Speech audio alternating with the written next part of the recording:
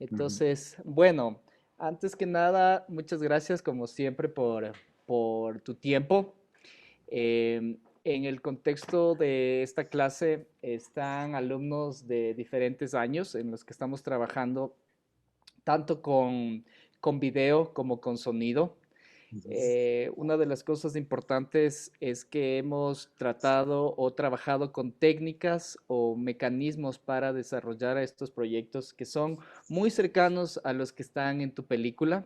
Ajá, Entonces, todos hemos visto la película, todos tienen preguntas. Entonces, pensaba muy como bien. ir haciendo una conversación a lo largo de la hora donde van a ir haciéndote las preguntas, Muy primero bien. de la película y después para pasarnos al proyecto de poesía mano a mano. Muy ¿Ya? bien. Eh, Entonces, yo sí, me parece interesante que primero oír las preguntas, digamos, para luego explicar. ¿Les parece bien? ya, chévere. Ok, entonces, bueno, ese sería el mecanismo. Entonces, gracias por estar aquí, Fabiano, con nosotros. Fabiano Cueva es un artista ecuatoriano, multimedios, multifacético, como verán, que trabaja con varias tanto plataformas como maneras de hacer. Entonces, en este caso, nos vamos a concentrar en dos obras o dos grandes proyectos que el primero tiene que ver con esta película y con la realización de este autorretrato con técnicas como de diario, ¿no es cierto? Ujú. Como ese tipo de filmación que hemos hablado bastante en las clases, que tienen que ver con el cine experimental, con estas tradiciones de mecas, de Chris Marker, etcétera. Ujú. Y por otro lado vamos a hablar del proyecto de poesía mano a mano y ese será como el tema que nos concentraremos ahora dentro del universo de obra que tiene Fabiano de, no sé, unos 30 años de producción. Entonces, vamos a hacer esto por hoy, ¿no es cierto? Entonces, hay muchos proyectos que ustedes podrán ver de Fabiano, que él también podrá mencionar en el momento, pero estos son los dos que vamos a tratar ahora. Entonces, muchas gracias, Fabiano. Vamos a empezar entonces con las preguntas. Justamente hace un momento en clase ya saltó una pregunta que era interesante porque estamos trabajando en producción de obras con respecto al agua. Entonces, quizás Luis, quisieras empezar tú y después vamos con Belén y después Maciel. Sí, hola, ¿cómo estás? Mucho Hola, ¿cómo gusto. estás? Mucho gusto. Cuéntame. Em, Primero que nada, felicitaciones, me encantó en sí el documental, la película, es realmente impresionante y me hace pensar mucho. Por ejemplo, yo quería hacerte una pregunta en específico Muy bien. sobre el agua para ti, porque veo que utilizas en sí muchas escenas, sale el agua, pero entran en diferentes contextos, entonces yo quería preguntarte, ¿qué ves tú en el agua?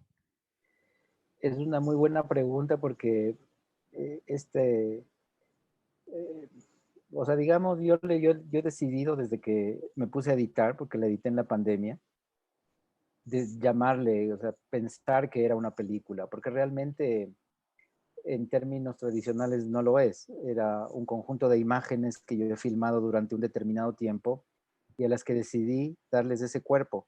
Pudo haber sido otro también, ¿ah? Pero decidí ese porque creo que el confinamiento, primero, aparte del miedo, del desempleo y un montón de cosas, te permitía un espacio de concentración que yo no había tenido hace mucho tiempo. Entonces decidí pensar estas imágenes y obligarles un poco a que digan esto que dicen, porque cuando las dicen no estaban pensadas de ese modo. Eran imágenes muy esporádicas, hechas en diferentes lugares, y un poco el ejercicio de obligarles a que digan esto que dicen, creo que para mí era muy importante. Para mí este cuerpo es parte de un gran cuerpo, de un cuerpo mucho más extenso, que es un proyecto audiovisual en el que yo estoy trabajando desde el año 92 y que se llama Katia, y que es una especie de gran contenedor que tiene todas las imágenes que yo he podido registrar durante 30 años. Entonces también editarla me servía un poco como ejercicio para pensar cómo va a ser Katia, de la cual ya he hecho algunos cortes. Presenté un corte más, digamos, como más Ville y en El Pobre Diablo cuando existía hace unos 10 12 años. Presenté un corte que era más como fragmentos en El Ocho y Medio, pero como todavía es una cosa que está en proceso, yo todavía no me había sentado a pensar cómo va a verse. Entonces, en general, Katia tiene una presencia del agua que es extremadamente insistente, porque en el resto de fragmentos que no están en el autorretrato, tú tienes mares, ríos, aguas en todos los estados posibles. Yo no tendría una explicación para eso. O sea, no te puedo decir es por determinada cosa. Más bien es una cosa muy magnética, algo que me llama la atención, que me gusta mucho. Y sobre todo como son imágenes hechas de manera accidental, de manera intermitente, a veces el agua y esa noción del fluido, de las cosas, a veces ayuda a que sea como una presencia que es constante. En un corte que tenía antes, como que lo protagonista era, porque aparentemente esta película trata de mí, pero realmente es como un personaje que yo decido construir a partir de ciertas cosas mías y otras cosas que son un poco empujadas más de modo ficcional.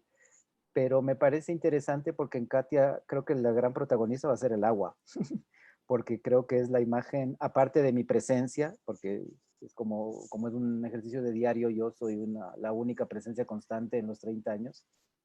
Creo que la presencia del agua va a ser clara porque realmente va a ser una especie de protagonista, pero no tengo una explicación, yo no elijo, simplemente es como un gusto, un impulso.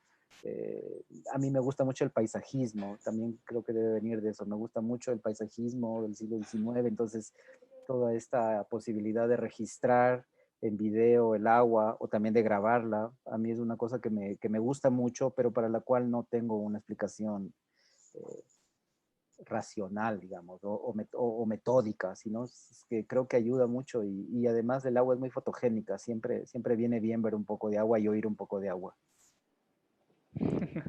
Chévere. Chévere. Y el agua Gracias. también, bueno, en la película tiene algunos, ¿no? Hay como bastante relación con el viaje, ¿no? Y el agua como esta cuestión transoceánica, ¿no? Transcontinental.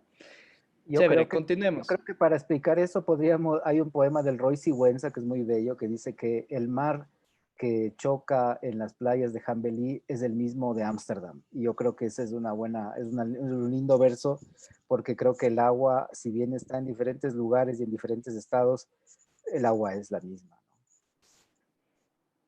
Chévere. Chévere, muchas gracias, Fabián. ¿A ti? Ok, continuemos. Vamos Belén, Maciel, luego vamos con Norton. Ya, hola Fabián, igual, primero, increíble tu obra, me encantó la idea, me encantó todo tu trabajo, lo que he estado chequeando. Mi pregunta es algo es sobre algo que mencionaste en medio de video, lo del el museo como un accidente geográfico.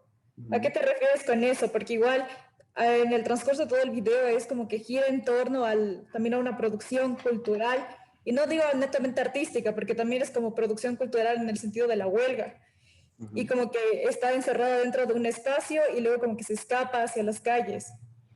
Ujú. Es una buena pregunta porque creo que a mí una cosa que me interesa mucho los últimos años, quizás los últimos 10 años, es pensar el lugar del arte y el lugar físico, el lugar arquitectónico, el lugar espacial, paisajístico donde sucede el arte. Y esa es una pregunta que yo me hice mientras filmaba. El año 2019 yo por una serie de circunstancias viajé mucho, tenía algunos eventos en algunos lados y a mí me sirvió mucho para por fin darle imágenes a esa. Es una pregunta que yo me hacía todo el tiempo sobre la manera en que el arte está o dentro o en el borde o fuera de este dispositivo arquitectónico, museal y también lo que implicaba eso, ¿no? Cómo estas propias imágenes que están aquí luego van a estar dentro de un museo, por ejemplo, que es una cosa que ya está, que tengo pendiente, cuando la pandemia quizás ya se levante, va a suceder. Entonces, esta especie de pregunta que se hace sobre las imágenes, mientras las imágenes se registran, a mí me ha servido mucho para poder pensar, porque a mí me interesaba mucho escribir sobre esto, pero creo que no tengo mayor talento para escribir, entonces la cámara me ha servido para pensar.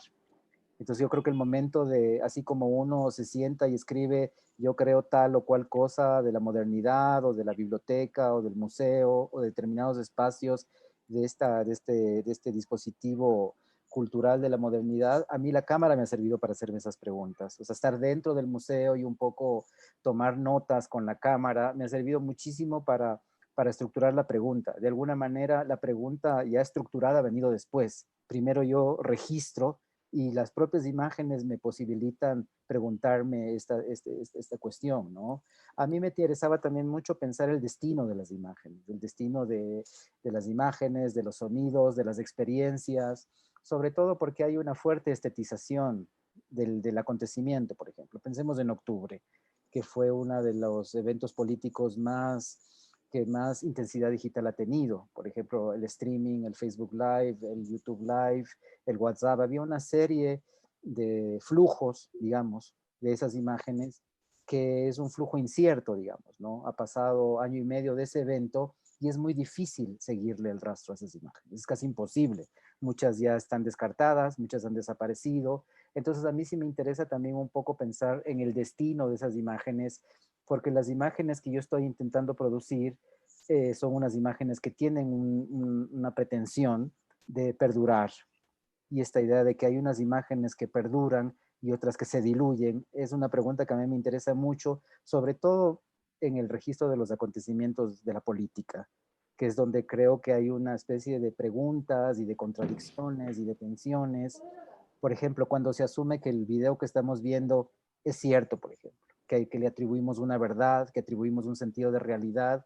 Y yo creo que el sentido de realidad ahorita está muy en entredicho, digamos, ¿no? Sobre todo ahora que las imágenes circulan de una manera tan intensa y tan impune. O sea, te puede llegar un video de cualquier cosa a tu teléfono y ni siquiera sabes quién lo hizo, pero te llega. Entonces yo creo que, y está toda esta discusión de las noticias falsas y todo, entonces yo creo que esta idea de atribuirle una verdad, un sentido de realidad a las imágenes, es algo que a mí me interesaba mucho. Por eso también la película tiene una especie de disfraz personal, porque algunos colegas la han visto como de una manera autobiográfica en el sentido más radical. O sea, ellos creen que sí sucedió y que yo, por supuesto que estuve ahí, pero no estuve de ese modo. Entonces, esta idea también de que este disfraz que yo le pongo a la película, de que sea que tenga una piel extremadamente autorreferencial y que aparentemente lo que se dice es lo que yo soy, lo que yo siento, lo que yo digo, es también un poco para poderme hacer esa pregunta, porque muchas de las cosas que suceden ahí sucedieron, pero no se les puede atribuir un sentido de veracidad o de realidad solamente porque las estamos viendo. Otra cosa que a mí me interesaba era que este cuerpo que yo encarno en la película sea como el vehículo narrativo de esas cosas que están pasando. Yo tengo muchísimo pudor en filmar a otras personas, por eso me estoy como filmando yo mismo de algún modo todo el tiempo, sobre todo en acontecimientos políticos, porque volviendo a octubre, ¿no? Por ejemplo, los cuerpos desgarrados, la gente que fue violentada, la gente que perdió la vista, o sea, hay una serie se están armando como unos repertorios de cómo debe representarse la política. Y a mí eso me genera muchísimo problema, porque yo no creo que haya un modo de representar la política, creo que hay muchos modos de representar la política. Por ejemplo, ahora que en las marchas, en algunas marchas de gente que conocemos, que es gente militante, se pide, por ejemplo, que haya consentimiento para poder registrar. Si tú sales a una marcha donde hay 3.000 personas, ¿cómo vas a hacer el consentimiento? Entonces ahí se da una especie de cosas interesantes, ¿no? Porque, por ejemplo, yo he tenido problema para registrar ciertas cosas, que te dicen que no, te echan. En el propio octubre, que no me dejaban registrar, me echaron. Entonces yo creo que en esta idea de que la imagen es la realidad y es la verdad, hay un debate muy interesante. Entonces, un poco, aunque no en profundidad, la película intenta dejar eso ahí planteado un poquito, ¿no? Dónde empieza y dónde termina el sentido de realidad a partir de las imágenes y de esas imágenes que tienen que ver con hechos políticos. No sé si te contesté. No, sí, gracias. También no sé, dentro de todo ese contexto, igual imagino que está un poco ligado a la idea del paisajismo. Pero No, ¿a qué te refieres con esto de accidente geográfico? un accidente geográfico es un espacio, digamos, que no está producido por el hombre, digamos. Es un accidente geográfico, es algo que se ha producido más allá de la voluntad de lo humano. O sea, Por supuesto que ahora con las tecnologías y con todo se puede, prácticamente todo es modificable, pero en principio un accidente geográfico refiere a esos lugares y a esos tiempos sobre los cuales nosotros no tenemos la voluntad de producir el sentido. O sea, el nevado, aunque con el calentamiento global quede sin nieve, está ahí y puede desaparecer, por supuesto se le puede dinamitar y todo, pero en principio son esos tiempos y esos lugares sobre los cuales nosotros no tenemos la voluntad de generar el sentido. Entonces, es esta pregunta de hasta dónde el museo, por ejemplo, puede convertirse en un espacio sobre el cual aparentemente o ciertamente no tenemos la voluntad de una transformación o de una intermitencia o una intervención. Entonces es como, porque además siempre el lugar que de alguna manera recoge el paisaje es el museo, entonces es como devolverle la pregunta al propio dispositivo, al contenedor, ¿no? Que son como ideas, ¿no? Entonces, va por ahí, sobre la pregunta si hay o si tenemos o no la capacidad de intervenir en esos lugares desde nuestra voluntad, que es la Ok, voluntad del poder, ¿no? ya, muchísimas Interesante. gracias. Ok, A chévere, ti. continuemos. ¿Qué dices, Maciel? Ella. Hola, hola Fabiana, ¿cómo estás? Hola, Maciel, mucho gusto. Igual. Yo tenía una pregunta sobre, bueno, creo que de hecho ya lo respondiste un poco, sobre cómo el proceso de filmación y escritura. Ujú. O sea, como eso, porque hay una parte en el video en el que dices que filmarte como que resulta inútil. Sí. Entonces, en esa parte, ¿como recurres a la escritura o a qué? En principio yo tomo como notas con la cámara y siempre lo que escribo, por ejemplo, el texto que escribí para La Voz de Nov, lo escribo después. Lo escribo después. Y de alguna manera cuando ya las imágenes me posibilitan hacerme las preguntas, ya puedo nombrar las preguntas, porque es como si al principio yo no supiera bien qué estoy haciendo, pero sé que algo estoy haciendo. Entonces en el proceso lo que te das cuenta es cómo decirlo. Y yo lo que he aprendido con este tipo de trabajo, que es como el que está entre el diario, el registro, es precisamente que registrar de una manera impulsiva, inesperada, intermitente, te permite hacerte preguntas. Ahí en la película digo yo que he intentado escribir, pero no lo he logrado. Entonces siempre tengo que recurrir a la cámara.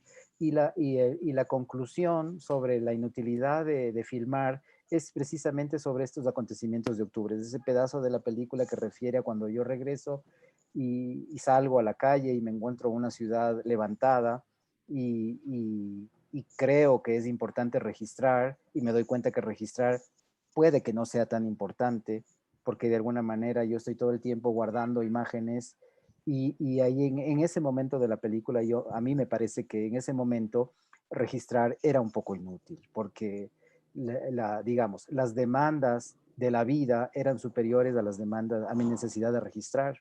A veces hay que dejar la cámara a un lado y involucrarse en la vida, por ejemplo, ¿no? Pero al final vuelvo y me hago la pregunta sobre cuáles van a ser las imágenes que perduren. Entonces, de alguna manera, yo mismo me respondo 20 minutos después sobre esa idea de cuán inútil era o no, y digo, bueno, no es tan inútil porque es una posibilidad de crear unas formas del pasado en el futuro.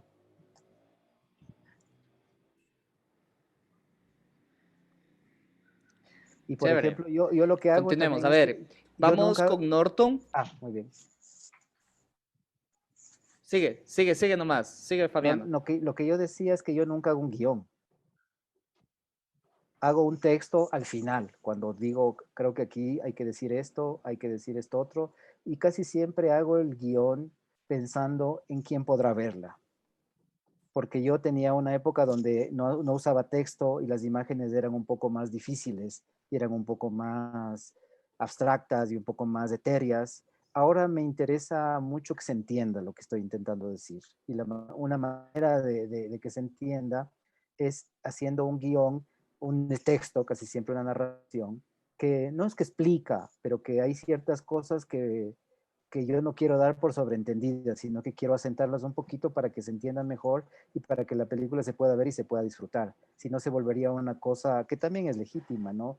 Mucho más etérea, mucho más densa, pero le volvería menos legible. Y a mí una cosa que me interesaba con el autorretrato era que se pueda ver y se pueda entender aquí en el Ecuador, que es donde tomó cuerpo. Chévere, ok. Continuemos. ¿Qué dices, Norton? Hola Fabiano, mucho gusto. Luego Paula.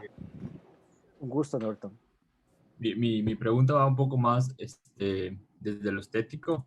Disfruté bastante ver la película, es una cosa, es un disfrute visual bastante chévere. Eh, tengo una cuestión, si la utilización del color tiene algún trasfondo bastante como profundo. Eh, yo uso intermitentemente a veces el color o uso el blanco y negro. Esta vez quería ser como más radical, que sea insistentemente el blanco y negro, porque me pareció que despojarle de color a la mayoría de la película le ayudaba un poco a que plantee las ideas que yo quería, porque, porque como hay mucho paisajismo, el paisajismo suele ser muy colorido y ese propio color del paisaje ya te dice algo. Entonces creo que de alguna manera despojarle del color a una fotografía que es tan paisajística era despojarle un poco del sentido habitual que suele tener un paisaje, que es un poco contemplativo, que ya te da direcciones, ¿no? O sea, tú ves, qué sé yo, Cracovia en color y ya es casi una postal. En el momento en que le despojas del color, es casi como contradecir la idea que detrás de esos paisajes haya unas postales. Entonces, por eso yo opté esta vez por el blanco y negro. Otra cosa por la que elegí el blanco y negro es porque como yo uso diferentes cámaras, lo que tengo a la mano, el teléfono, la corrección de color se dificulta un poco. Entonces también fue una decisión práctica. Si le dejo en blanco y negro, era mucho más técnicamente podía hacerlo yo durante la pandemia sin tener que salir de la casa, ni recurrir, ni pagar a un corrector de color. Y otra cosa es que también me interesaba mucho jugar con esta estética de las viejas películas de la política, ¿no? Los documentales de los años 60, 50, que tienen un poco esta estética, ¿no? Blanco y negro, cámara en mano, la cámara, todo el cinema verité, cinema directo, toda esta estética un poco clásica de este tipo de fotografía. Entonces, fue por eso. Chévere. Ok, continuemos con Paula. Ahí también quiero hacer un comentario antes. Justamente cuando estás hablando de estas referencias, ¿no? En general, toda la película y el próximo proyecto del que también quiero que hablemos un poco, que es sobre poesía mano a mano, ¿no es cierto? En donde hay involucrados muchos poetas y también artistas en general. Es como que hay unas referencias de mundos, ¿no? Del mundo de arte, hay la referencia, como dices, de los museos, que al mismo tiempo es una referencia crítica, los museos vacíos que dices por ahí. eh, También esta idea de hablar sobre lugares súper históricos dentro también de un mundo artístico, por ejemplo, Cabaret Voltaire, ¿no? Estás hablando de los dadaístas, de la historia de Europa, cuando estás hablando como de política, etcétera, ¿no? Entonces esto es interesante porque es como que constantemente, ¿no es cierto?, en la obra hay referencias a otros autores, ¿no? Y como tú acabas de decir, ¿no? Hay como esta idea del cinema verité, se ve ahí como esta cuestión. Y yo quiero que también vamos a avanzar y más adelante que nos comentes sobre ese trabajo de poesía mano a mano, ¿no? La relación con otros artistas, el manejo o esa colaboración con otras estéticas, todo eso, y también que nos comentes un poco, porque creo que les será a los estudiantes muy útil, toda la producción, ¿no? La producción que está atrás para la realización de las obras. Ok, entonces continuemos con Paula, por favor, y después Thais. Hola Fabián, mucho gusto. Hola, mucho Em, gusto. yo quería decir que lo que más me gustó fue la forma aparentemente muy íntima de presentar esos eventos gigantes como son la pandemia, la cuarentena o revueltas sociales, am, a través de los ojos de este individuo que tú dijiste que era un poco una mezcla eh, entre Tim y un personaje inventado. Entonces, de eso yo quería preguntarte, ¿cuáles son las partes de este personaje que tú decides cambiar y cuáles son las partes que se quedan como lo que ocurre en realidad, lo que piensas en realidad y por qué haces esa distinción? ¿Cuál es la manera en la que separas esas dos cosas? Gracias.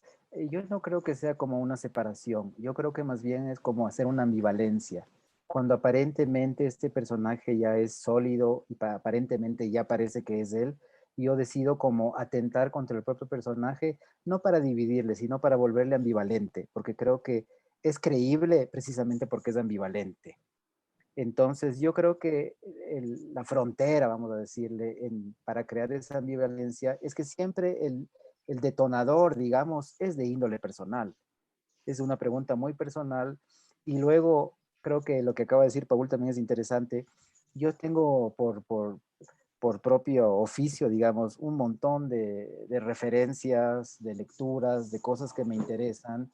Y en el momento en que ese primer impulso, que es muy personal, le empiezo a mezclar con esos lugares y con esos autores y con los personajes más históricos o más del mundo del arte, ahí es donde un poco se va volviendo más ambivalente, porque aparentemente cuando yo afirmo algo en la película, es este personaje que está afirmando en base a muchas historias que no vivió, por ejemplo, ¿no?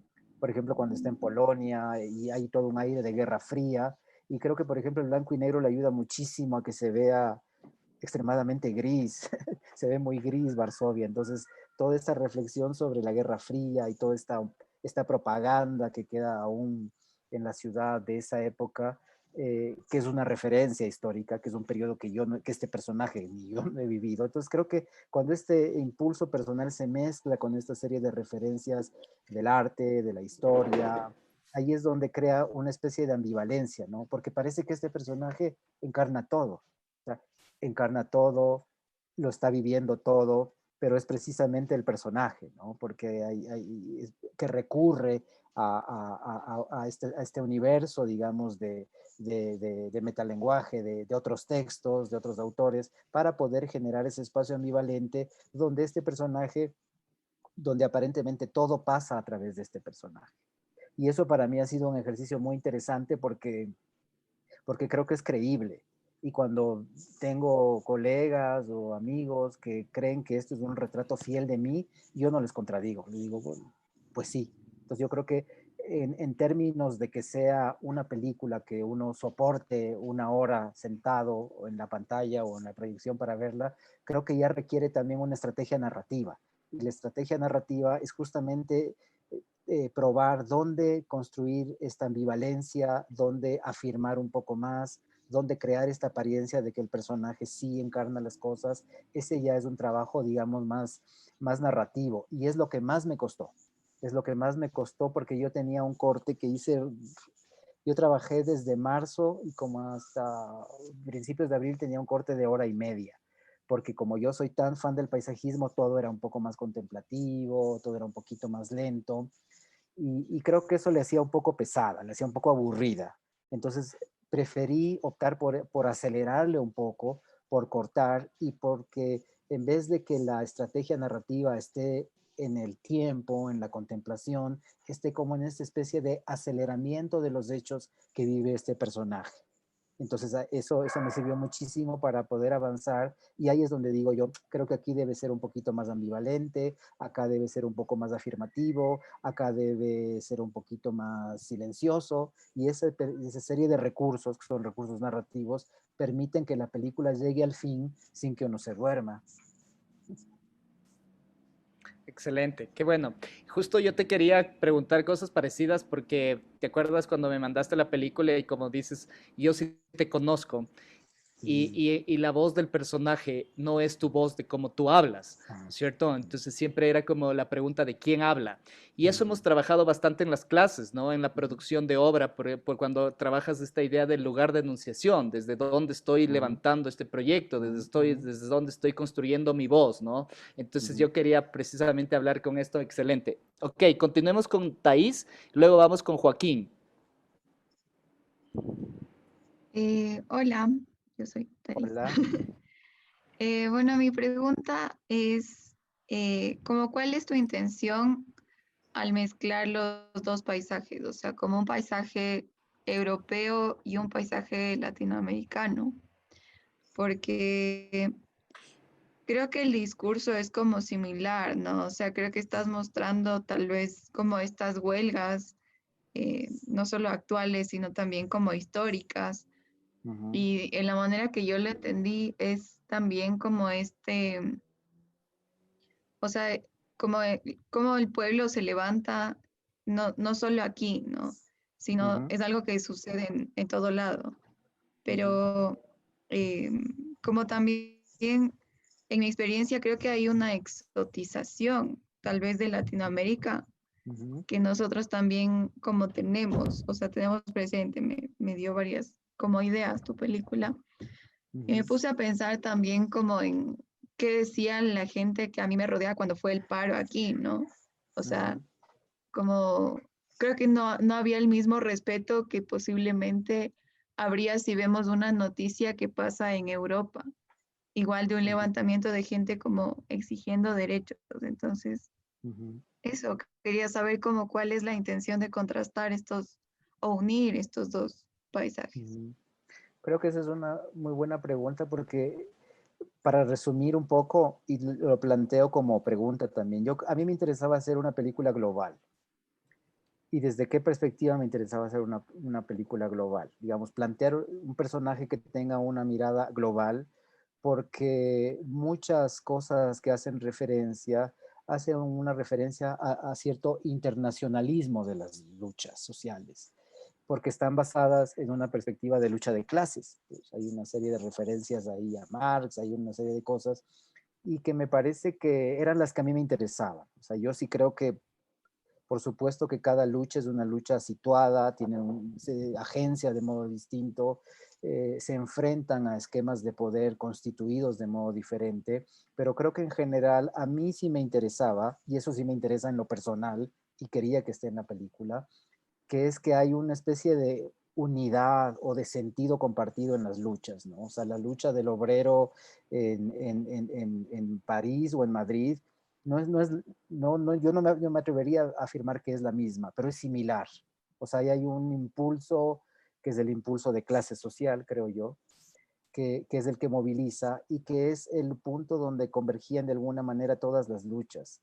Porque a mí no me interesaba mucho dividir con un subtítulo que diga estamos en Berlín, estamos en Bogotá, estamos en Ciudad de México, porque creo que primero no tenía mucho sentido y me parecía más interesante hacer este fluido, ¿no? Como un fluido de espacios y de tiempos y de cuerpos y de luchas, donde hay una especie de puntos en común. Y a mí sí me interesaba plantear tanto el tema de la revuelta como el tema de la pandemia como dos acontecimientos globales que son una crisis sistémica, ¿no? Y la única manera de narrativamente abordarlo era no esquematizarlo, ¿no? No dividir. Por supuesto que hay una geopolítica, hay muchas cosas, pero no insistir en esta geografía demasiado nacional, digamos, no hacer una serie de luchas nacionales, sino hablar de una especie de lucha global, que es una crisis sistémica y que permitía ver con los mismos ojos una lucha en París que una lucha en la Casa de la Cultura en el Parque El Arbolito. Eso a mí me gusta mucho. Hay muchos colegas que trabajan documental más político, a los cuales les parece que eso no es viable o que no es interesante, pero a mí me parece que yo creo que una gran pregunta que se ve ahora, por ejemplo, con los movimientos de mujeres.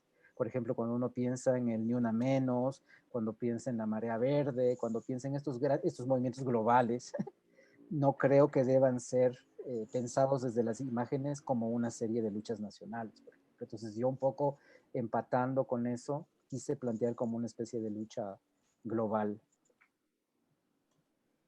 Chévere. Sí, se siente, ¿no? Porque a la final hay las imágenes de las esculturas de Marx, luego vienes acá y tienes aquí los partidos políticos, que es como el desenlace décadas después, ¿no? Sí, porque además Años hay después. una simbología muy tradicional también, sobre la que yo me pregunto. O sea, yo salgo a octubre y veo banderas rojas con la hoz y el martillo. Voy Claro. a Polonia y lo último que quieren es una bandera roja con la hoz y el martillo. O en Berlín, donde ya todo consumado, demolido. Entonces es como un viaje en el tiempo, pero es simultáneo. Entonces es interesante cómo en el presente puede haber unos tiempos distintos, que esa es una cosa que me interesa. O sea, vienes a Quito y esos signos tienen un valor y tú cruzas el Atlántico y te vas a una ciudad que ya vivió de alguna manera una realidad política específica y que ve esos signos con otros ojos. Y un poco la película intenta como navegar sobre eso, ¿no? Súper. Ok, sigamos. ¿Qué dices, Joaquín? Luego vamos con Gabriela, luego vamos con Carlos. Muy bien, Hola, ¿qué tal? Mucho gusto. mucho gusto. Yo soy Joaquín. Disculpa que no tenga la cámara prendida, tengo No te medio preocupes, problema con eso. dale. Pero bueno, yo tengo un par de dudas porque a mí me gustó bastante el proyecto y al inicio cuando lo vi, digamos, empecé a verlo, tuve mi primera impresión que fue cambiando en base a lo que fue avanzando la película. Y me puse a pensar, ¿no? Y ahorita, escuchando todas tus respuestas y todo lo que cuentas de que estás como documentando un poco la vida. Ujú. Yo quería saber un poco también la razón del por qué. O sea, y escuchándote dices que es como documentación de la vida en general. O sea, vemos, por Ujú. ejemplo, cosas del paro que no pudiste haber predicho, digamos, y después vemos cosas que estás caminando con la Frida en España, que te Ujú. da direcciones, que Ujú. son cosas de la vida cotidiana. Pero yo quiero saber, o sea, ¿realmente es toda una gran coincidencia o hay una razón por detrás? Yo creo que hay un impulso y en eso hay que volver a Jonas Mekas, ¿no? Que él dice que trabaja porque filmar es reaccionar ante la vida. Entonces, en este caso, en este proyecto es la cámara, pero tengo otros proyectos donde es la grabadora de audio, por ejemplo. Este es otra de mis obsesiones, el registro en audio. Entonces, para mí el tema del registro sí es importante porque como yo no tengo una formación de artes en la cual yo trabajé un medio en particular, la pintura, la escultura, para mí los medios de registro han sido realmente mi medio de trabajo. O sea, desde que yo empecé hace 30 años, los medios con los cuales he trabajado han sido medios de registro. Puede ser una grabadora, puede ser el video, puede ser la fotografía esporádicamente, pero yo he hecho de alguna manera del registro mi medio artístico. Y creo que la fortuna que he tenido es que el propio registro me permite pensar sobre mi propia práctica artística, por ejemplo, que es una cosa que a mí todo el tiempo me estoy haciendo preguntas sobre ese propio registro, sobre el destino de esas imágenes, sobre si tendrán un direccionamiento, qué vida tendrán esas imágenes, porque no todas las imágenes tienen la misma vida, por ejemplo, ¿no? Yo creo que hay unas cosas que son, que están direccionadas al museo, por ejemplo, o que están direccionadas al evento de arte o a la galería, y hay otras imágenes que tienen otra vida, que no es una, que es una vida menos pública, que es una vida mucho más personal, y que creo que esas imágenes también son importantes. Entonces, de alguna manera, yo trabajo en un medio camino entre ambas. Registro todo lo que puedo, dependiendo de cómo mi vida suceda, y lo que voy tanteando, porque no lo tengo muy claro, es hacia dónde, qué vida van a tener determinadas imágenes. Porque tengo muchísimas imágenes que nunca se han visto, por ejemplo. Hace un par de años en una exposición que curaron Manuel Kingman y Pamela Ceballos en el CAC, por primera vez se vio unas imágenes que había yo trabajado con Mayra Esteves en el año 93. Entonces, creo que también ir decidiendo la vida que van a tener esas imágenes es parte de lo que yo me he planteado como mi práctica como artista, porque los medios de registro son mi medio. Chévere. Ahí vamos también pasándonos como un poco al tema del audio, ¿ya? Quiero Ajá. que les comentes a todos, o sea, como la idea del proyecto de Poesía Mano a Mano, además que es algo que estás ahorita como distribuyendo y compartiendo bastante, ¿no? Entonces, Sí, vamos terminando con Gabriela y con Carlos sobre este tema, digamos.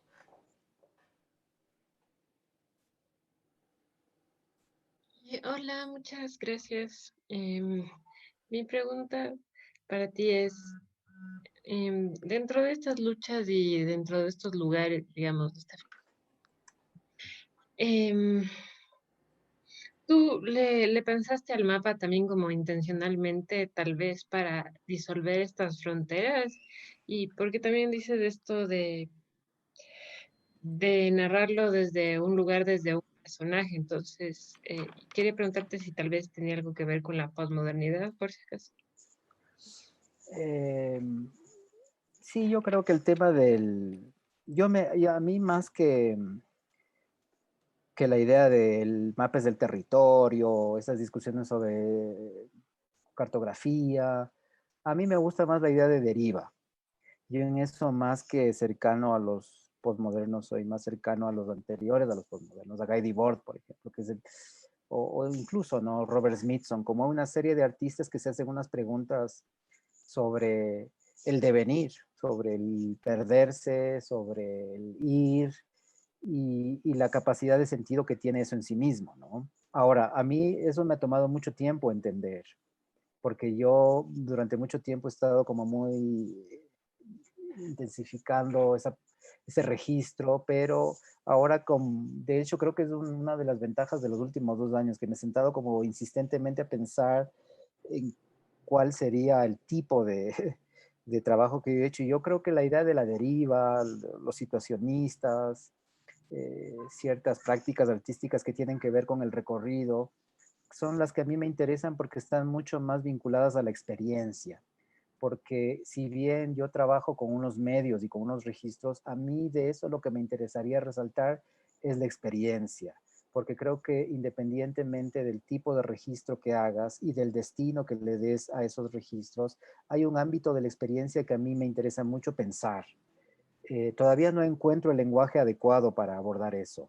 O sea, yo creo que a mí me interesa ahora como pensar esta especie de gran experiencia y, y esa serie de decisiones que he tomado respecto del registro o del destino de los registros, pero creo que la idea de experiencia es la que a mí me interesa mucho. Entonces, esa idea de experiencia está muy relacionada con Guy Debord, con el surrealismo también. A mí me interesa mucho esta cosa de las encuestas, del perderse, de esta especie de cartografías, pero que son anteriores a la posmodernidad, más bien son muy atávicas a la modernidad, digamos, a la idea de construir espacio, no a poner en duda el espacio, ¿no? O sea, como construir espacios paralelos antes que de construir los espacios existentes, por decirlo de algún modo.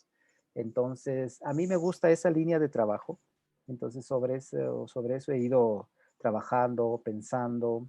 Estaba preparando una publicación, un libro sobre todo mi trabajo, pero el proyecto pues, se paró por la pandemia, no sé si salga, pero cuando lo pensé precisamente como un gran recorrido. No quería dividirlo ni en años, ni en sonido, video, no dividirlo en categorías separadas, sino más bien pensar como un gran recorrido en el que han pasado una serie de cosas, porque el tipo de proyectos en los que yo trabajo también son extremadamente lentos y largos. Entonces, el autorretrato es parte de Katia, que tiene como 30 años, mano a mano está cumpliendo ya 20 años. Entonces, como soy muy lento y muy insistente, ese gran lapso me permite pensar que la categoría experiencia es donde mejor cabe y mejor se puede explicar las cosas que han sucedido. Chévere. Ok, vamos con Carlos y de ahí con Eduardo, que está alzando ahí la mano. Hola Fabiano, ¿cómo estás? Muy bien, gracias. Verás, en una parte de la película, justo cuando regresabas a Quito, tú decías que te encontraste con una ciudad ya levantada y fracturada. Ajá. Justo, claro, fue justo en el momento de las huelgas de octubre y yo sentí que a partir de ahí como que tuvo, para mí ahí se unificaron todas las cosas y la película como que empezó a girar ya más en torno a esto de los cuerpos, de las personas, del pueblo y a la lucha, ¿verdad? Entonces, yo sí quisiera saber, o sea, ¿qué es para ti la huelga? O sea, ¿qué significa y qué rol juegan los cuerpos en esos momentos? Em, Hay una parte donde yo hablo de que en el museo no caben los cuerpos convulsos. Yo creo que una huelga es precisamente un cuerpo convulso, porque yo no creo que la huelga sea anterior al cuerpo, son los cuerpos, digamos, los que producen huelgas. Y huelga pueden ser muchas cosas, pueden ser una interpelación al poder, una interpelación al salario, una interpelación a muchas cosas, pero yo sí creo que la huelga, hablando en general, es una forma de cuestionamiento que hacen los cuerpos. Y ahora, cuando yo digo cuerpos, no estoy hablando solamente de una parte más física, dérmica, ¿no? Sino el cuerpo como una integralidad, porque ese cuerpo también implica un relacionamiento con las cosas no humanas, por ejemplo, que es una cosa que a mí me interesa. O sea, puede que esos cuerpos tengan una relación muy fuerte con un cerro, o con un río, o con un determinado, digamos. Creo que cuando pensamos en los cuerpos hay que pensar también en ese ámbito que es de lo humano y de lo no humano, ¿no? Porque cuando uno se reclama cuerpo, se está reclamando también parte de una corporalidad mayor que le contiene, que puede ser, en este caso, la ciudad, o puede ser la selva, o puede ser un determinado espacio, ¿no? Entonces, a mí sí me parece que el cuerpo es esa especie de convulsión, esa especie de alteración que no acepta unas determinadas condiciones dictadas por la violencia o dictadas por el poder o, digamos, cualquier tipo de violencia, ¿no? Puede ser una violencia más estructurada o una violencia mucho más esporádica, pero creo que la huelga consiste en ese espacio que generan los cuerpos que se resisten a ser sometidos, a ser disciplinados, a ser normados, y esa norma está más allá de lo humano, digamos, ¿no? O sea, cuando tú, por ejemplo, yo estaba en Machala hasta ayer, y tú ves cómo paulatinamente Machala es cada vez más caluroso. Es más caluroso. Entonces tú llegas y lo primero que te dicen, sí, muy bien con el coronavirus, pero ahorita también hay dengue. Entonces hay una serie de alteraciones de ese cuerpo llamado Machala que hace que de alguna manera la huelga de esa ciudad sea eso, que el coronavirus y el dengue puedan estar al mismo tiempo como efecto de una alteración ecosistémica absolutamente violenta, que son 100 años de monocultivo de banano.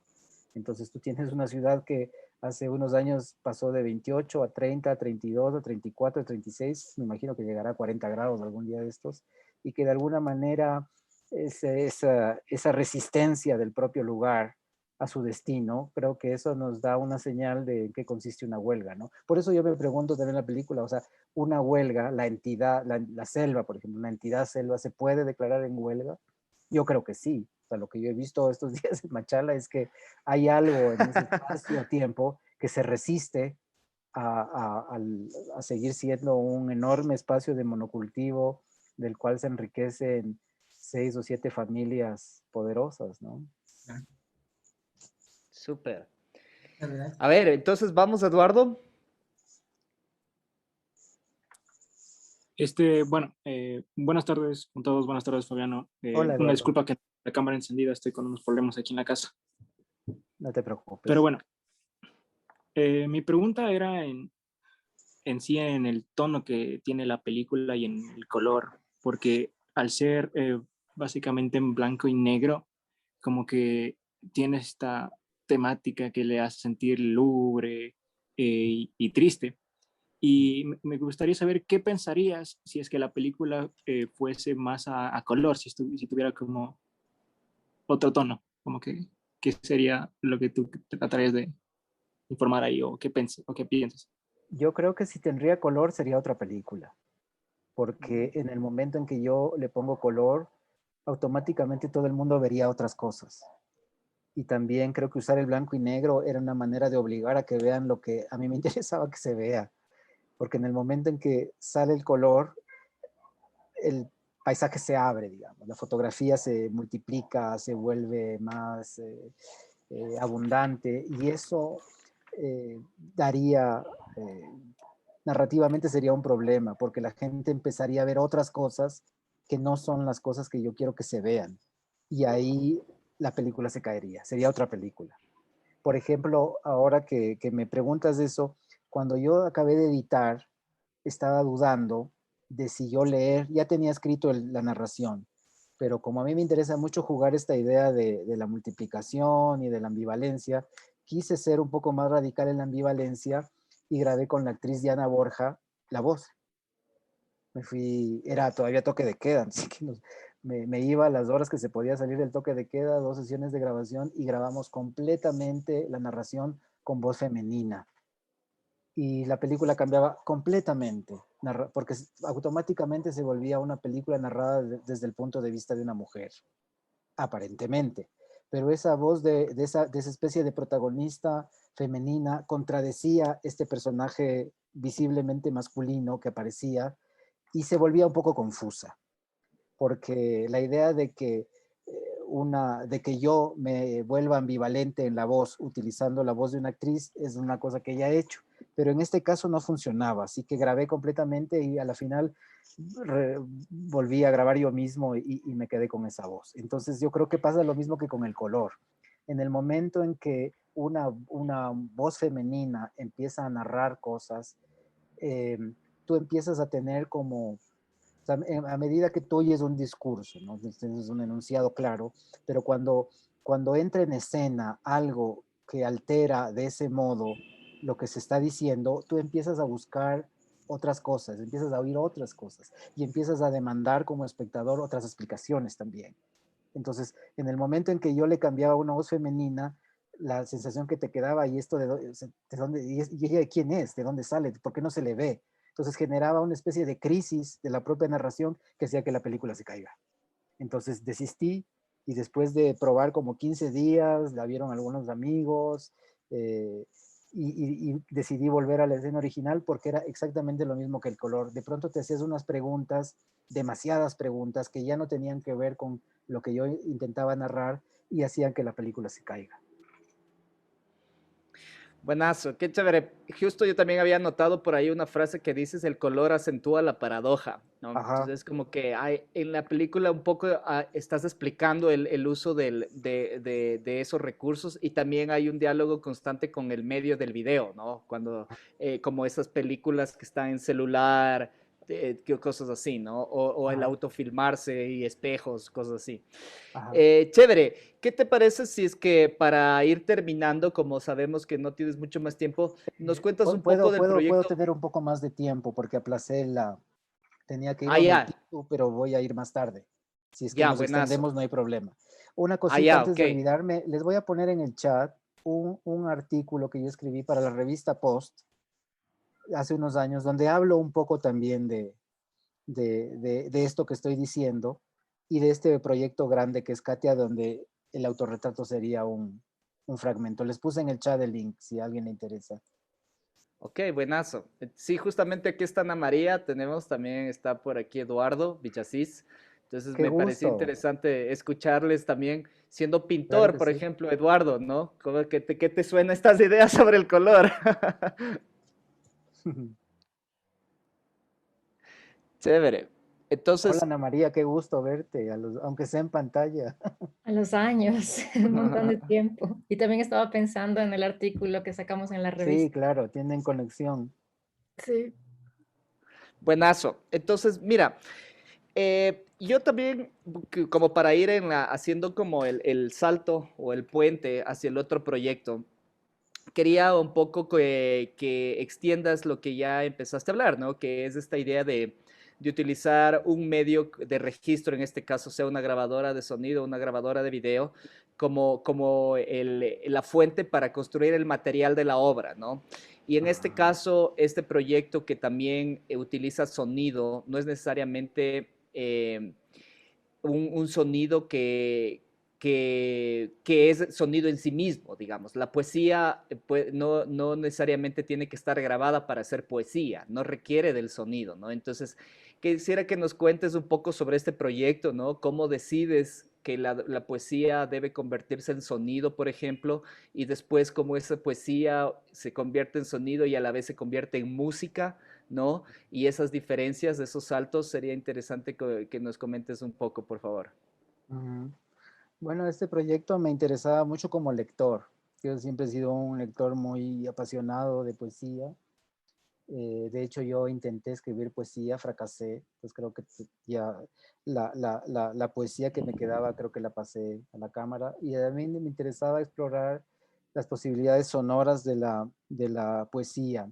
Este proyecto en principio intentó ser un poquito más radical de lo que terminó siendo, porque yo había conocido algunos proyectos de colegas en algunos lugares que habían combinado registro de poesía, música experimental, que es una cosa que a mí me interesa mucho, y yo quise hacer como un espacio de registro donde sucedan cosas y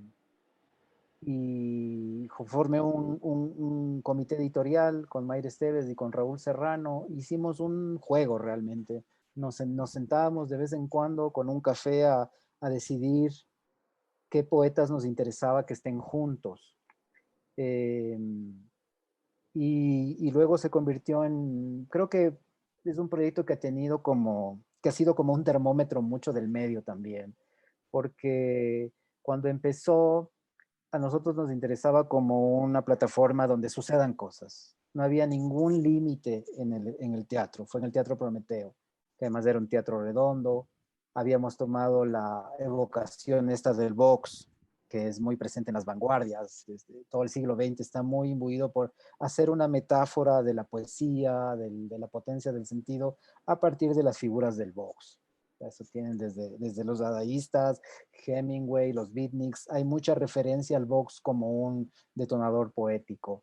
Entonces hicimos unas pequeñas reglas, invitábamos 2 poetas cada noche con otro escritor o escritora que era una especie de referee, y había absoluta libertad de hacer lo que se te ocurriera.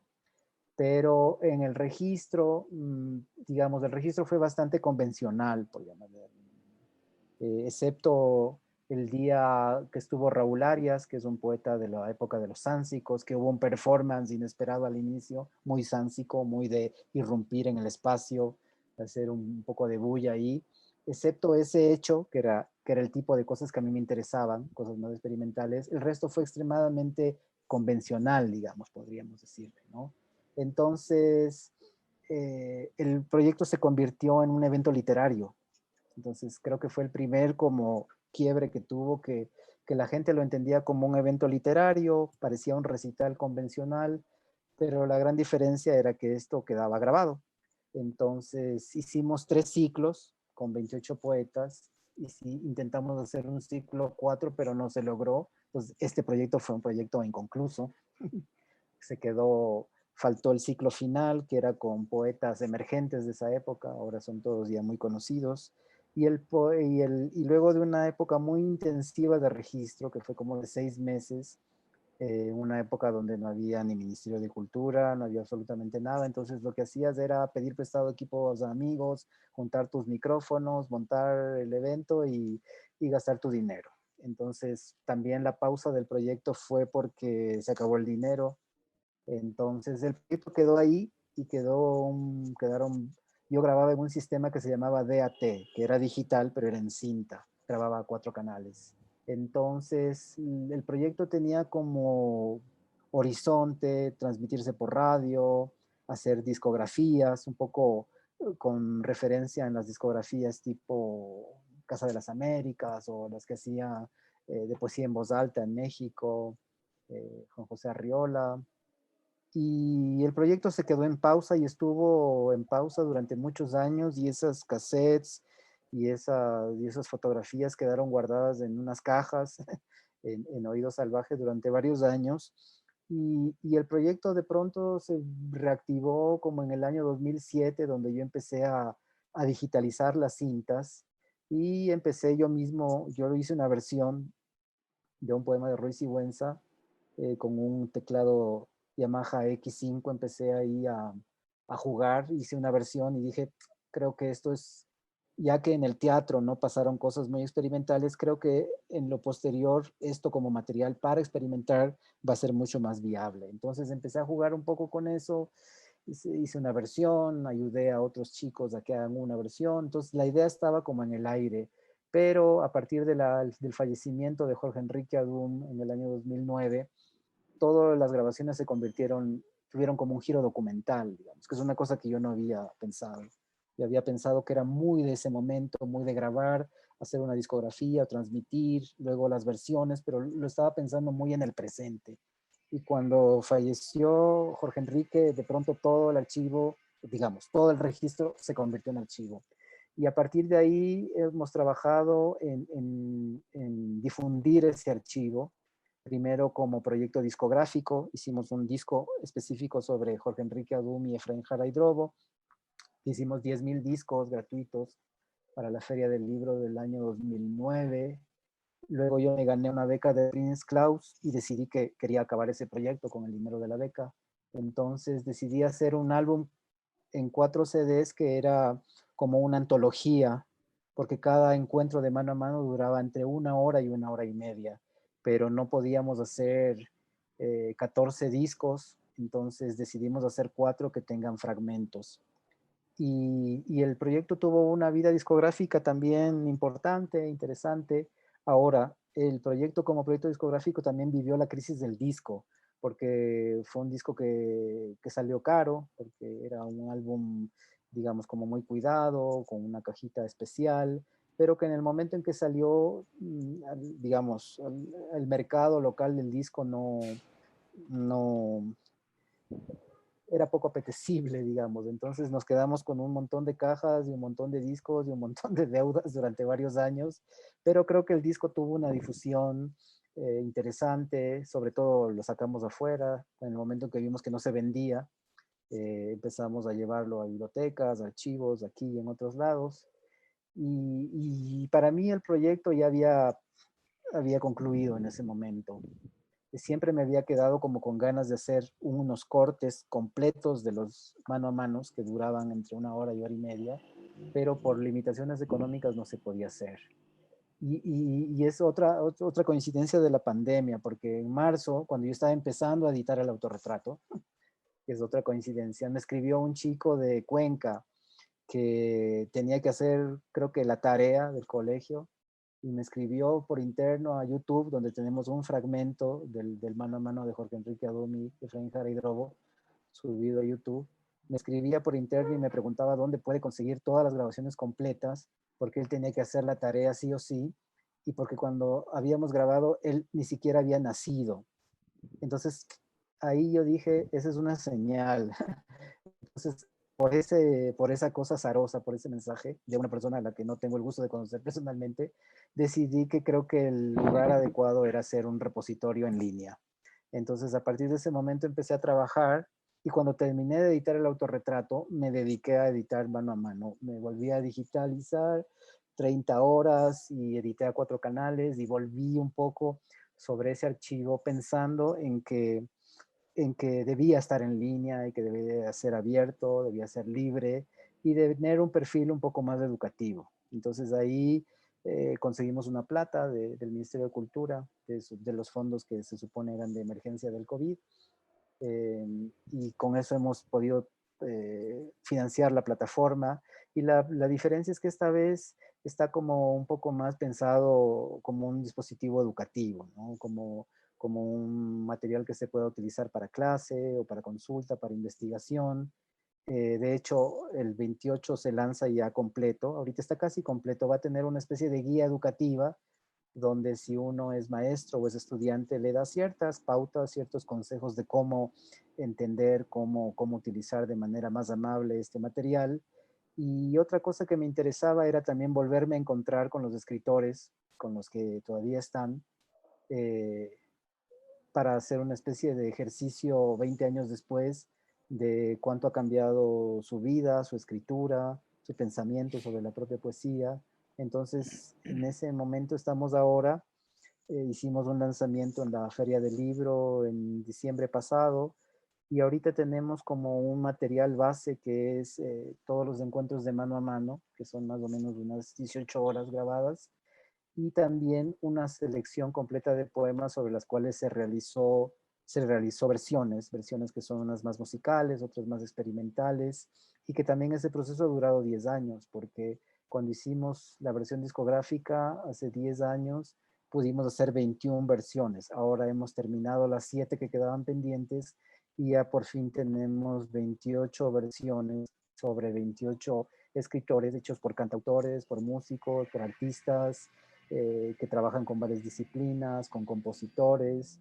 Y creo que es interesante porque de algunas señales que hemos tenido para algunos lectores, porque trabajamos sobre una idea de lector, escucha, es como muy interesante llegar a la poesía por la vía de las versiones, ¿no? Entonces creo que es como una cosa muy magnética de llegar a buscar los libros, la escritura de algunos poetas por medio de escuchar las versiones, ¿no? Entonces ha sido un proceso largo, pausado, intermitente, como todos mis proyectos creo, pero creo que esta vida que tiene ahora me parece la más interesante y la que a mí me deja más satisfecho, donde ya está prácticamente disponible todo el archivo en video, en audio, en fotografía, y creo que eso se puede utilizar y creo que esa es la versión que a mí ahora me tiene más en paz conmigo mismo. No sé si tienen preguntas sobre esto. Excelente. Sí, a ver, si tienen preguntas, porfa, alzan la mano. Quería comentar una cosita. Una de las clases que están aquí presentes es la de nuevos medios, ¿no? Y es súper interesante cómo en la forma en cómo tú hablas de tu trabajo hay también como un recorrido, un viaje por los medios, ¿no? Entonces, en este caso, en este proyecto que las grabaciones se hicieron en DAT, que es una cosa antigua, que casi no se usa, y terminan como de una manera digital y en este caso en el Internet, después de hacer esa experiencia que tú estabas hablando, ¿no? Cómo esa experiencia está siempre atrapada ahí, pero esa experiencia tiene que construir otras experiencias también. El chico que no había nacido cuando estaba esto grabándose, tiene que tener una experiencia con este material artístico que fue producido, ¿no? Entonces eso me parece interesante y también cuando hablas bastante en el tema sobre el lugar donde sucede el arte, ¿no? El lugar donde sucede el arte o el lugar, yo diría, donde hacemos que suceda, ¿no? Entonces tú dices, por ejemplo, en el caso de este teatro redondo, dices, chuta, a veces no pasó, o sea, fue como que se convirtió en un evento literario y no pasó esto experimental que yo quería que pase, ¿no? Entonces tengo que buscarle otro lugar para que suceda ese tipo de arte, ¿no? Y ese lugar fue cuando cogiste, invitaste a gente y hacer como versiones y cosas así más experimentales, ¿no? Entonces, eso creo que es interesante como proceso artístico que puedan escuchar, además de proyectos que duran tanto tiempo, ¿no? Entonces, eso es como que esa idea de que un proyecto no necesariamente lo terminas en un año, en 2 años, sino que es algo como que queda abierto, ¿no? Y es interesante que se planteen las ideas de esa manera también, ¿no? Que suelen suceder en las clases mucho, ¿no? Hoy justamente revisando pasaba eso. Entonces, quizá si tienen ahí alguna pregunta final, si no, creo que podemos ir terminando. Quisiera que tal vez de esto que está en la página, nos pongas algo que tú consideras como que quisieras mostrar, que es importante, o te gusta, o es, o sea, como representativo del proyecto. Hay una parte que me gusta mucho ahora que volví a editar todo, y que es una sección que aparece cuando uno aprieta en el menú en poesía y que se llama arte poética y que son lo que los poetas decían al inicio de Mano a Mano, que es cómo ellos conciben el oficio de escribir, cómo se enfrentan a la escritura, a la página en blanco. Y me parece muy interesante porque ahora que le he vuelto a oír a los casi 20 años, me parece muy interesante la manera en que hace apenas 20 años, 18 años, se planteaban las ideas respecto de la poesía, porque creo, de hecho es una pregunta que les estoy haciendo ahora a los poetas que les estoy entrevistando este año, que es cómo de alguna manera el pensamiento poético, la práctica literaria se ha ido como entrando en una cadena disciplinar extremadamente fuerte, que ha ido de alguna manera normando cierto modo de decir las cosas, ciertas referencias en común, ciertos autores que se vuelven como citas insistentes. Entonces me parece que hace apenas 20, 18 años, la manera en que se enunciaba el arte poética era muchísimo más diversa, era muchísimo más divertida y era muchísimo más libre de alguna manera. Estaba como, vivía en una pugna, en una tensión con la disciplina, pero yo siento, quizás me equivoque, esta es una visión muy, muy personal mía como editor de esto, es que ahora el pensamiento poético está extremadamente normado por la disciplina, por este empuje bien fuerte de los estudios literarios, de los estudios culturales, que me parece que, no digo que esté bien ni mal, simplemente que me parece diferente y me parece que ahora todo empieza a sonar un poco parecido. Y lo que me llamó la atención de volver a editar esto es que los 28 suenan completamente distintos. Y eso me, me, eso me parece muy interesante para pensar el lugar de la escritura, el lugar del arte, me parece muy interesante, ¿no? Porque no es un lapso muy largo, digamos, ¿no? Y ese lapso coincide con este impulso bien fuerte a la disciplina, ¿no? A la norma académica que está ahora muy, muy fuerte. Pero esa es Ya, mi chévere. visión muy personal. A ver, entonces quizás ponle play para ir terminando con un poema de por algo. Sí. Ahora creamos una sección que se llama Poemas con forma de semana, que es donde se pueden bajar poemas. Yo quisiera oír uno de... Y mandar poemas por WhatsApp. Se pueden mandar por WhatsApp. De alguna manera, creo que esa es una pregunta muy interesante cuando uno hace un proyecto como este que está abierto, que se puede consultar. ¿Cuál es el criterio para liberar las cosas? Porque yo siento que el consumo digital se ha intensificado tanto que hay escuchas que le plantean a esta página las mismas demandas que a Spotify o a YouTube Music y nada que ver. Entonces, cuando me escribe gente o colegas y me dicen, pero ¿por qué no se puede navegar igual que Spotify? La respuesta es muy sencilla, porque no es Spotify, ni es YouTube Music, ¿no?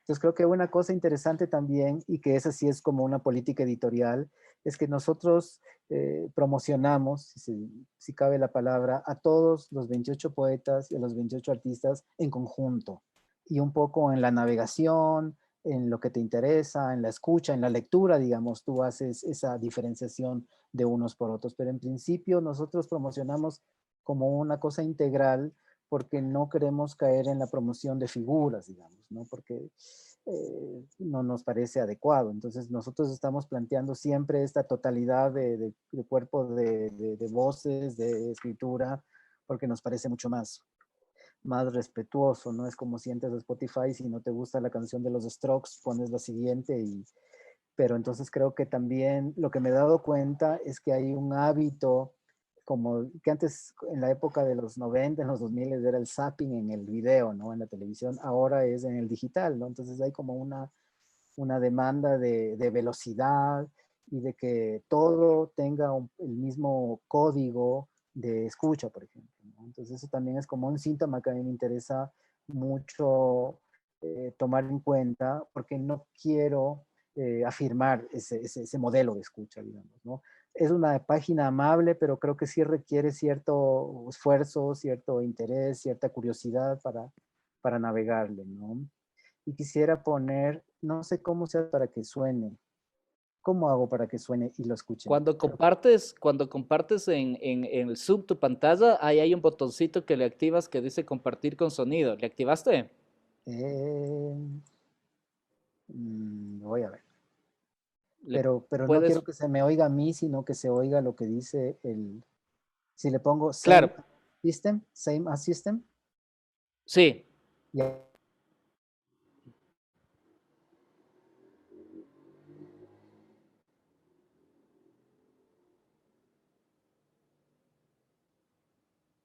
No, creo que no estamos escuchando.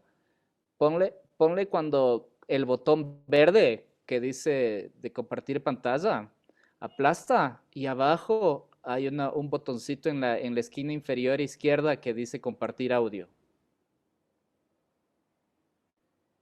Cuando pones para compartir tu pantalla.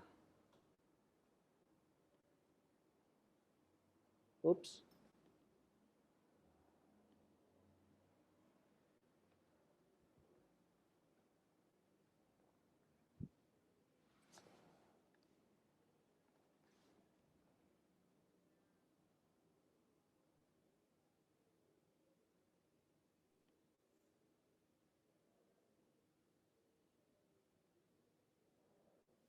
¿De qué sirven los monumentos coloniales?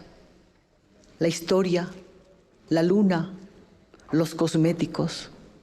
¿De qué mis circunvalaciones por la estrecha avenida y el puente a desnivel de los luceros? ¿Para qué? Si la vida es una cáscara que al mínimo descuido nos degüella. No soy pesimista. Lo que pasa es que no asoma mi cepillo de dientes.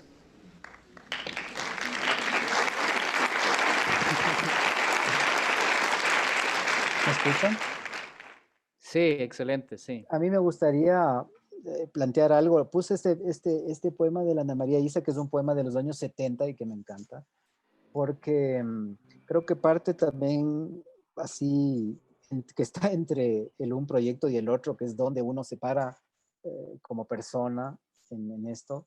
Y es que entre los 28 poetas que están en Mano a Mano hay 4 poetas que ya no están y que yo nunca había dimensionado. O sea, por supuesto que lo he comprendido, he leído, me encantan los sound stories y los sonic stories, pero nunca había dimensionado lo que significa volver a escuchar la voz de los que ya no están.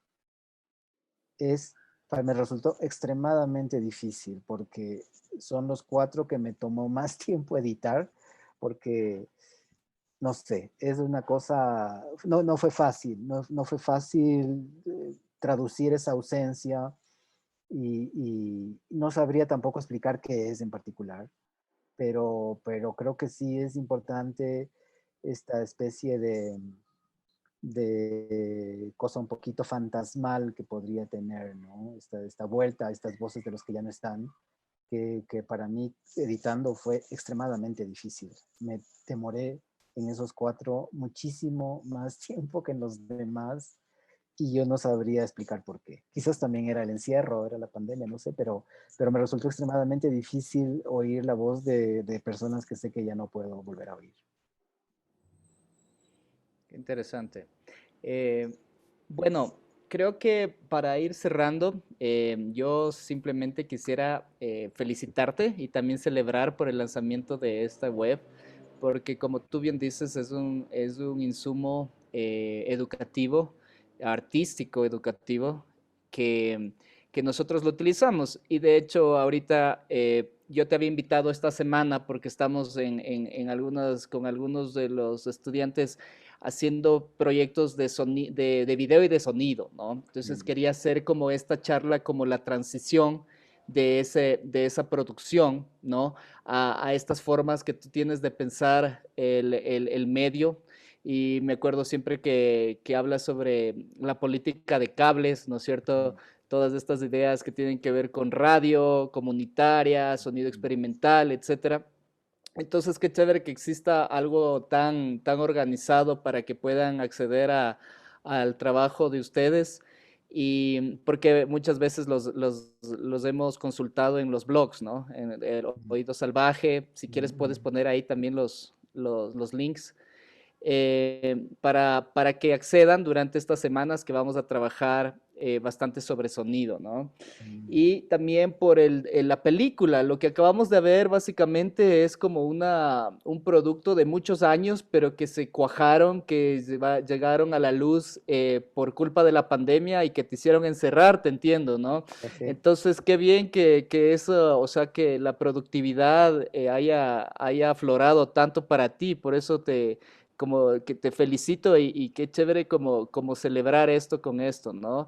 Sé que estos son los 2 proyectos que estás ahorita como circulando bastante, entonces lo que acabamos de ver es así como bien fresco y bueno, y muchas gracias, ¿no? Y salud por eso. Qué chévere volver a vernos y gracias por tu tiempo, ¿no? Y felicitaciones, buenazo de esto. Sí, yo creo que es una paradoja que ambos proyectos son prepandémicos y pandémicos, porque hacer poesía mano a mano ahorita sería imposible.